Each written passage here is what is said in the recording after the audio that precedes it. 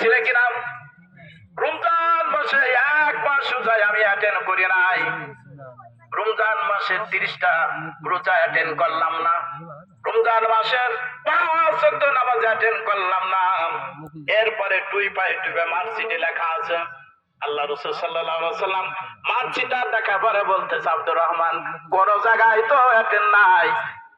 আমার রাসূল সাল্লাল্লাহু আলাইহি ওয়াসাল্লাম চোখের পানি ছেড়ে দিয়ে কাঁদতে থাকবে, হে উম্মত রে, কোন জায়গায় তো তুই অ্যাটেন্ড নাই, কেমন করে আমি আল্লাহর কাছে তোর জন্য সুপারিশ করা আমার সম্ভব না। আমার রাসূল আমার জন্য কাঁদবে আর আমার কোনো খোঁজ খবর নাই, আমার কোনো খোঁজ খবর নাই। কেমন মুসলমান দুঃখ প্রকাশ করবে? বলেন দাবি করতে পারবে, হে রাসূল আমি আপনার উম্মত,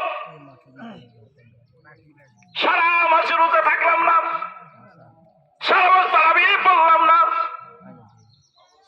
5 ওয়াক্ত নামাজের বংশ কিছু করলাম না, জাকাতে থাকলাম না, দান করাতে থাকলাম না, কোন জায়গায় থাকলাম না। আমার রাসূল সাল্লাল্লাহু আলাইহি ওয়াসাল্লাম মাসিটা দেখে ফেরেশতারে বলবে, একটা থাপ্পড় দিয়ে জাহান্নামে ফেলাই দে, আর কোন জায়গা থাকবে না আমার রাসূলের।